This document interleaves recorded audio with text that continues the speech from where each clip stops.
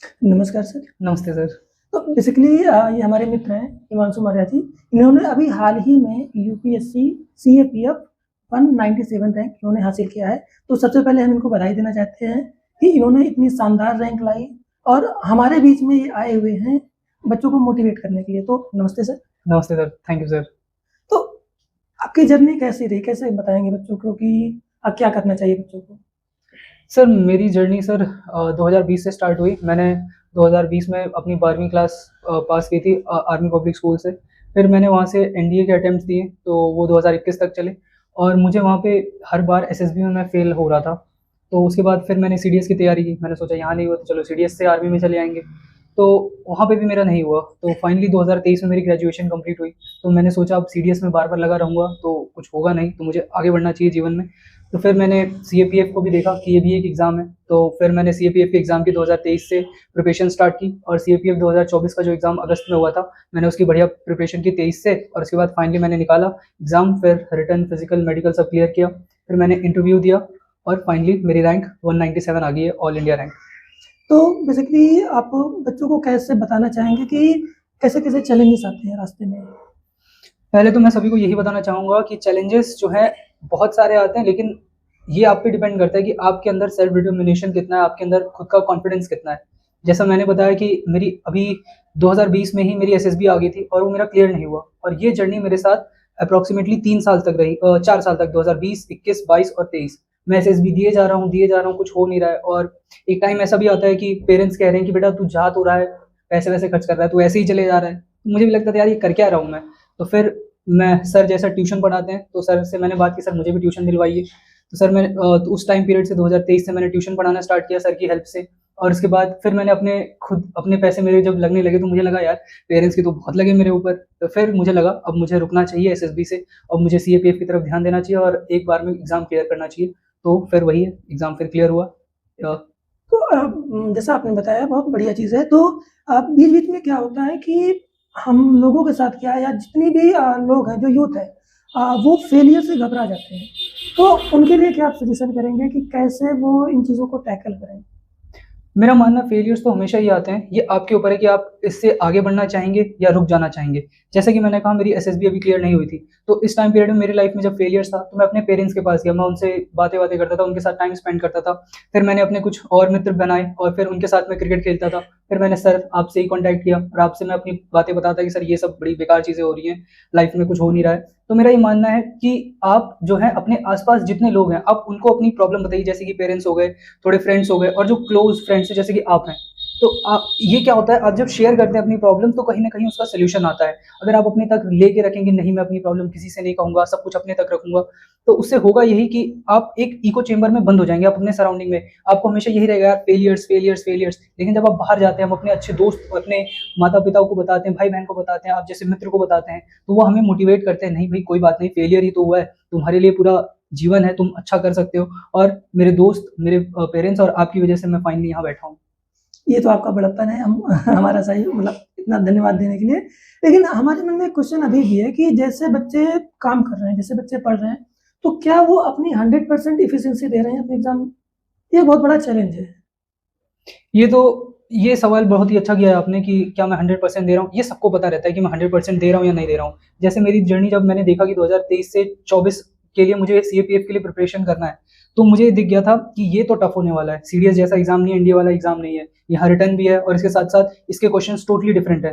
तो मैंने इसके लिए क्या किया, सबसे पहले मैं सुबह 5 बजे उठता था, मैंने लाइब्रेरी जॉइन किया, 5 बजे लाइब्रेरी जाता था और रात के 11 बजे आता था। उसी टाइम पीरियड में मैं खाना भी खा रहा हूँ, ट्यूशन भी पढ़ा हूँ जैसे कि जो आपने मुझे दिलवाया था। तो ये आपके ऊपर है, अगर आपको लग रहा है कि आप 100% दे रहे हैं, क्योंकि मुझे उस टाइम पीरियड पे लग रहा था कि मैं तो 100% दे रहा हूँ। सुबह के 5 बजे से रात के 11 बजे तक मैं पढ़ रहा हूँ, तो मुझे पता था कि मैं अपना फुल एफर्ट्स दे रहा हूँ। तो मुझे पता था कि रिजल्ट आने वाला है। ये सबको पता होता है कि अब मैंने लाइब्रेरी में देखता था मैं कि बच्चे अपना सुबह-सुबह मेरे 7 बजे आ रहे हैं, कोई 8 बजे आ रहा है और वो पढ़ रहे हैं, उसके बाद वेब सीरीज़ देख रहे हैं या फिर कुछ नहीं तो गेम खेल रहे हैं, नहीं तो सो रहे हैं। और फिर ये तो दिख ही जाता है ना कि आप इतना मेहनत कर नहीं रहे तो एग्ज़ाम कैसे निकलेगा? और इसके साथ-साथ ये टाइम पीरियड जब मेरा चल रहा था, तो मैंने कोई भी फेस्टिवल सेलिब्रेट नहीं किया और मैं ज़्यादा खेलने अभी जा नहीं रहा था, सिर्फ़ कभी-कभार संडे को जाता था, वो भी सिर्फ़ 2 घंटा, ज़्यादा नहीं। और मैंने कभी बर्थडे फिर उस टाइम पीरियड में सेलिब्रेट नहीं किया, शादियों में नहीं किया, इससे कुछ मेरे दोस्त आहत भी हो गए थे क्योंकि उनकी शादियाँ हो गई थी। पर आपको कुछ सेक्रीफाइसेस करने पड़ेंगे। ये एक आधे साल की बात होती है, अगर आप कर लेंगे तो आप यहाँ बैठेंगे, नहीं करेंगे तो वही आप कैमरा के पीछे ये वीडियो देखेंगे। जी, बिल्कुल, एकदम सही बात आपने कहा कि सैक्रिफाइसेस लाइफ में बहुत ज़रूरी है। अगर आप चीज़ों को बहुत बड़े मुकाम तक लेके जाना चाह रहे हैं, तो आपको मैक्सिमम जगहों पे अपना 100% देना पड़ेगा, वो भी केवल एजुकेशन पे। और जहाँ तक मेरा मानना है, मेरा पर्सनल व्यू है कि एक एजुकेशन ही एक ऐसी की है, चाबी है, जो आपके पूरे के पूरे भविष्य को सुधार सकती है और साथ ही साथ आपकी जितनी भी जनरेशन्स हैं, आप उन पे प्राउड फ़ील करा सकते हैं। खासकर टीचर्स को, पेरेंट्स को, माता-पिता को ये बहुत गर्व की बात होती है।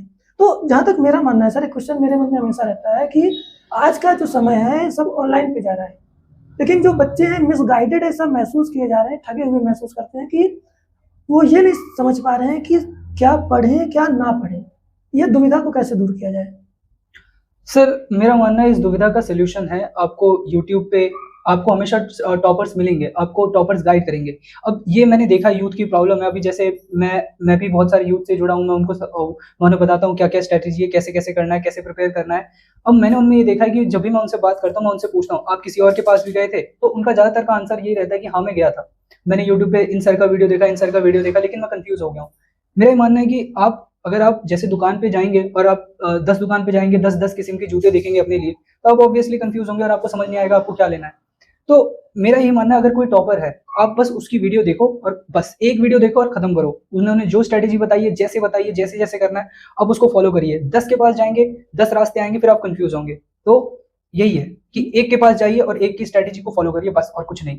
बिल्कुल सही। मतलब हमारे कहने का ये मतलब है कि बात सर ने एकदम सही कहा कि अगर आप सपोज़ मैं भी एक छोटा-सा टीचर हूँ, तो अरे जैसे सर, आप कहाँ छोटे, बहुत बड़े रीज़न है आप। तो जैसा कि होता क्या है, सपोज़ कोई पर्सन बीमार है, तो अगर आप सोसाइटी में किसी से भी पूछेंगे कि बताइए इस मर्ज़ के लिए किसके पास जाया जाए?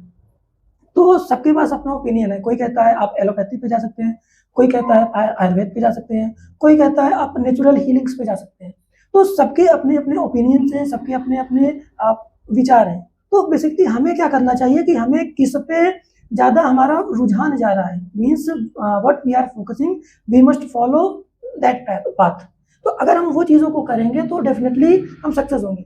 हम ये नहीं कर सकते कि एक साथ हम एलोपैथी भी कर रहे हैं, साथ ही साथ हम नेचुरोपैथी पे भी जा रहे हैं, साथ ही साथ हम ढेर सारी चीज़ें और भी कर रहे हैं। जी सर, वही। तो इन सब चीज़ों को हमें यही समझना चाहिए कि किसी पर्टिकुलर एक मेंटर को आप पकड़ें। बेसिक थीम आपका यही है। बिल्कुल सर, सिर्फ़ एक ही रहे। जैसे अर्जुन ने मछली की आँख देखी थी और वहाँ निशाना लगा दिया था, तो वही करना है। एक चीज़ देखो और वहीं निशाना लगाओ और 10 जगह मत भटको। सर, जैसे मैं पूछना चाहता हूँ एक छोटा-सा क्वेश्चन कि अगर वन वर्ड में हम पूछना चाहें कि सर क्या स्ट्रैटेजी हम गाइड करें बच्चों की, कैसे बच्चे आगे बढ़ें, तो उसके लिए आप क्या एक मार्गदर्शन करेंगे? तो अगर मुझे वन वर्ड में कहना है, तो वही है, लगे रहो। इसको मैं अब एक्सप्लेन कर देता हूँ, लगे रहो का क्या मतलब है? आपके लाइफ में कितनी भी प्रॉब्लम आए, आपका एग्ज़ाम क्लियर नहीं हो रहा है और आप कॉलेज जा रहे हैं, तो आपके कॉलेज में अच्छे नंबर नहीं आ रहे हैं, आपके कॉलेज के प्रोफ़ेसर से बहस हो रही है या फिर अभी जो यूथ का नॉर्मल रहता है कि मेरी गर्लफ्रेंड चली गई या कुछ हो गया, ये आपको इन सब से रुकना नहीं है। आपको बस लगे रहना है अपने एग्ज़ाम से और अपने आप को पॉज़िटिव लोगों से जोड़ के रखना है। क्योंकि एक प्रॉब्लम ये भी है कि हम आस-पास ऐसे लोगों को रख लेते हैं, अरे भाई ये एग्ज़ाम बहुत टफ़ है, यहाँ सिर्फ़ उसी का होता है जो अमीर होता है या जो आईसीएसई से पढ़ा होता है या जो स्कूल का टॉपर होता है सीबीएसई में भी या यूपी बोर्ड में भी जो टॉपर होता है या फिर कुछ ये भी स्टेटमेंट आते हैं कि जो इंग्लिश बोल सकता है वही टॉपर हो सकता है। तो ये सब बेकार है, इन सब से कुछ नहीं होने वाला है। आपको मेन है, मैंने जैसा कहा आप लगे रहेंगे तो आपका होगा। जैसे मैं अपने बारे में बताता हूँ, मैंने कॉलेज में लिया था बीए किया है मैंने हिस्ट्री, पॉलिटिकल साइंस और सोशियोलॉजी से और मैंने सिर्फ़ 60% स्कोर किया है। अब बीए में 60% स्कोर कर रहे हैं तो ये क्या है? इसका साफ मतलब है मैंने कुछ भी पढ़ाई नहीं की है कॉलेज में, बट स्टिल मैं यहाँ हूँ क्योंकि मैंने अपने आप पे विश्वास किया, मैंने अपने सर्कल पे विश्वास किया है और फिर मैं लगा रहा और इसलिए मैं यहाँ बैठा हूँ। तो अगर आप मेहनत करेंगे तो ज़रूर होगा, बस आपके अंदर लगन होनी चाहिए। जी, बिल्कुल जैसे लगन की बात है, लगन ही एक ऐसी चीज़ है जो आपको सही रास्ते पे लेके जाएगी। अगर आप किसी चीज़ पे दृढ़ निश्चय कर लेंगे, तो बखूबी आज नहीं तो कल वो समय आएगा ज़रूर जब आप सेलेक्टेड रहेंगे, आप अपनी जीत का मतलब फैमिली के लिए गर्व का एक अनुभव कराएँगे और जो पूरी की पूरी सोसाइटी के लिए आप इंस्पिरेशन का काम करेंगे। तो सर ये बताइए कि जैसे ये एग्ज़ाम हुआ, जैसे मुझे इसके बारे में ज़्यादा जानकारी नहीं है, कि बेसिकली सीएपीएफ में क्या होता है, क्या कठिनाइयाँ आती हैं आफ्टर सिलेक्शन, आफ्टर ज्वाइनिंग, तो कैसे बच्चों को गाइड करेंगे? मैं आप सभी को बताना चाहता हूँ सीएपीएफ एक ऐसा एग्जाम है, पहले तो इसका फुल फॉर्म ही क्या है, सेंट्रल आर्म पुलिस फोर्स। तो आप जो अपने आसपास कभी देखते होंगे सीआरपीएफ को देखते होंगे या सीएसएफ को देखते होंगे एयरपोर्ट पे। सीआरपीएफ को आप तब देखते होंगे जब इलेक्शन ड्यूटी है या कहीं राइट्स वाइट्स हो गए हैं। आरएएफ को आप देखते हैं, रैपिड एक्शन फोर्स।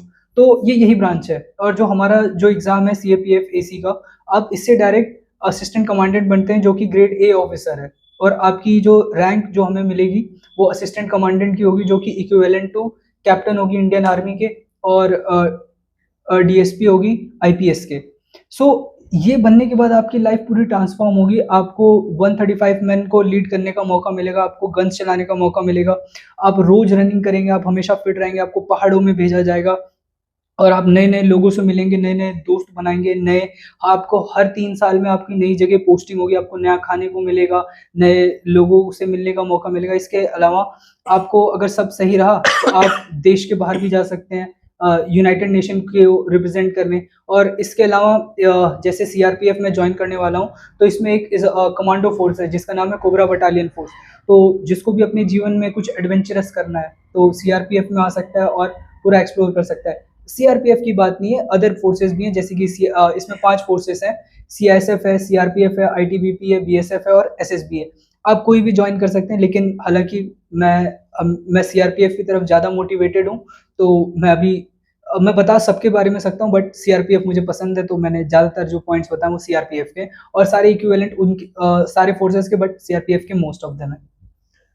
सर बहुत बढ़िया, आपने बहुत बढ़िया चीज़ें बताई हैं जिससे बच्चों को एक मोटिवेशन मिले। तो सर मेरा ये एक लास्ट क्वेश्चन है कि जो ग्रामीण क्षेत्र के बच्चे हैं, उनके पास सुविधाओं का अभाव है। जैसे कहा जाता है कि जो शहर पे रहते हैं, उनके पास सब चीज़ें मिल जाती हैं, ठीक? और साथ ही साथ ग्रामीण बेल्ट में ये समस्या है कि उनके पास पैसे का अभाव है। तो उन सब कमियों को कैसे वो टैकल करें और कैसे खुद को मोटिवेटेड रखें और कैसे फैमिली को भी मोटिवेट करें कि आज नहीं तो कल उनका बच्चा देश का नाम रोशन करेगा और पूरे परिवार का नाम रोशन करेगा? तो जितने भी मेरे एस्पिरेंट दोस्त हैं जो कि सीएपीएफ की तैयारी कर रहे हैं, अदर एग्जाम की प्रिपरेशन कर रहे हैं और वो गाँव से हैं, तो मेरा उनको यही कहना है कि अब जैसे ऑनलाइन पेनिट्रेशन हो चुका है, अब हमारे पास 4G है, 5G है, सबके पास फ़ोन है ही, तो फ़ोन की कमी किसी के पास नहीं है। तो और रही बात पैसों की, तो अभी ऑनलाइन बहुत सारे कोर्स आ चुके हैं, बहुत सारे चैनल हैं जो कि ये पढ़ाते भी हैं ऑनलाइन, तो आप ऑनलाइन खरीद सकते हैं, जैसे कि पीडब्ल्यू हो गया, खान सर हो गए, स्टडी आईक्यू हो गया, करियरविल हो गया, टेक्स्ट बुक ऐप हो गया। ये बहुत सारे ऐप हैं जो आपको सस्ते में 5,000 से नीचे में आपका पूरा कोर्स करवा देंगे, पूरे साल भर का। आपको कोई किताब नहीं खरीदनी पड़ेगी और आपका पूरा एग्जाम हो जाएगा। और इसके अलावा आपको सिर्फ एनसीईआरटी पढ़नी है 11वीं 12वीं की, और हिस्ट्री, इकोनॉमी, ज्योग्राफी और पॉलिटिकल साइंस की, और 9th 10th की आपको साइंस पढ़नी पड़ेगी बस। और ये आप कहाँ से ले सकते हैं? ऑनलाइन आप इस एनसीईआरटी की पीडीएफ डाउनलोड कर लीजिए। इतना कर लेंगे आपका जीएस सेक्शन पूरा कंप्लीट हो जाएगा। और जो मैथ्स है, ये किताबें पढ़नी है क्योंकि ये पेपर 2 में काम आने वाली है। और कोई भी एक मंथली मैगज़ीन आप दृष्टि का देख सकते हैं, आपको ऑनलाइन मिल जाएगा, बहुत ही सस्ता और अफोर्डेबल रहता है। और इसके अलावा जितने भी यूथ हैं, जितना मुझे पता है कि वो एक चीज़ से परेशान रहते हैं कि यार इंटरव्यू तो इंग्लिश में होगा, वहाँ सब इंग्लिश वाले हैं, तो हमारा क्या होगा? तो मेरा उनके लिए यही कहना है, जैसा मैंने बताया मेरे कॉलेज में 60% आए थे, वो भी मैंने ह्यूमैनिटीज़ ली थी।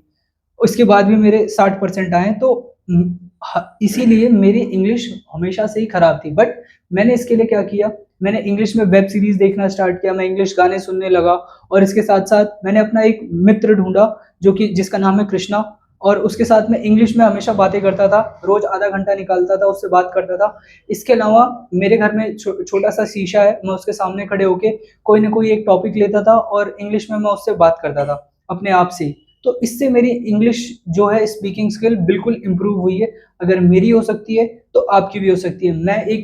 अभी मेरी उम्र 22 साल है, तो अगर मैं ये सब कर सकता हूँ, तो आप भी कर सकते हैं। एक 22 साल का लड़का जो 2023 में जिसकी ग्रेजुएशन हो रही है और उसने सिर्फ 60% स्कोर किया, अगर वो यहाँ तक पहुँच सकता है, तो कोई भी पहुँच सकता है। बस आपको लगे रहना है, और जो मैंने कुछ बातें बताई हैं, आप उस पे काम करिए, सब हो जाएगा। सर ये मेरा एक लास्ट क्वेश्चन है, एक और बता दीजिए। अरे सर, लास्ट करके सर हम इतनी देर से चल रहे हैं, एस्पिरेंट भी सोच रहे हैं क्या है, ये खत्म क्यों नहीं हो रहा है। नहीं, एस्पिरेंट्स के रिगार्डिंग हम बात कर रहे हैं कि आप कैसे एक छोटा सा मंत्र बताएंगे, सीक्रेट मंत्र, कि कैसे उससे वो जब वो फेल होने लगे तो वो सोचे कि ये हम क्रैक कर सकते हैं। अब मेरा कोड बड़ा बोरिंग लगेगा, बट आपको मानना है मानिए, नहीं मानना है मत मानिए। तो अब देखिए, आप सबको पता है थॉमस अल्वा एडिसन ने बल्ब बनाया, तो उन्होंने एक ही बार में बल्ब नहीं बना दिया था, और उन्होंने बहुत संघर्ष किया, और उन्होंने फाइनली एक 10 से 12 हज़ार बार उन्होंने एक्सपेरिमेंट किया और उन्होंने अपना बल्ब बनाया।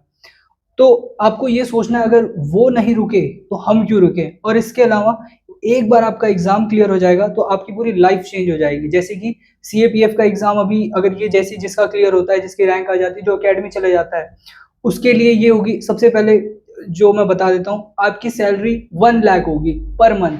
तो आपकी पूरी लाइफ ट्रांसफॉर्म हो रही है, और आपको 135 लोगों को कमांड करने का मौका मिलेगा। आपकी खुद की कार होगी, आपके लिए कुक होंगे, और आप जहाँ भी जाएंगे आपका सम्मान होगा। इसके साथ साथ आपके पेरेंट्स का सम्मान होगा, पूरे गांव वाले आपको जानेंगे, शहर वाले पूरे जानेंगे। और इसके अलावा जो है, आपको कॉलेज में बुलाया जाएगा, स्कूल में बुलाया जाएगा कि आप और सर आप जैसे लोग हमें बुलाएंगे कि लोगों को मार्गदर्शन कीजिए। तो ये सब आपको सोचना है कि हाँ, यहाँ ये सारी चीजें मुझे मिलेंगी, इसलिए मुझे लगे रहना है। तो यही है, आप लोगों को ये सब सोचिए, पॉजिटिव चीजें सोचिए, पॉजिटिव होगी। अच्छा सोचेंगे अच्छा होगा, अगर बुरा सोचेंगे तब तो कुछ नहीं होगा। इसलिए सिर्फ अच्छा सोचिए, आप जीवन में तरक्की करेंगे। बहुत बहुत धन्यवाद सर, थैंक यू आपने सर। इतना अच्छा कीमती समय अपना दिया हुआ है। अरे सर, आपके लिए तो जान हाजिर है। वो तो आपका बड़प्पन है। बेसिकली मैं भी लास्ट लाइन बोलना चाहूँगा कि फेलियर हमेशा आएंगे, फेलियर्स हमेशा आएंगे, बस उसका डट के मुकाबला करना है। मतलब कह सकते हैं कि फेलियर्स तो लाइफ का पार्ट है। जी सर। तो अगर उससे ही डर गए तो आप लाइफ में सक्सेस नहीं कर पाएंगे। तो फिर से बहुत सर का धन्यवाद करते हैं, इन्होंने अपना कीमती समय निकाला। Thank you sir.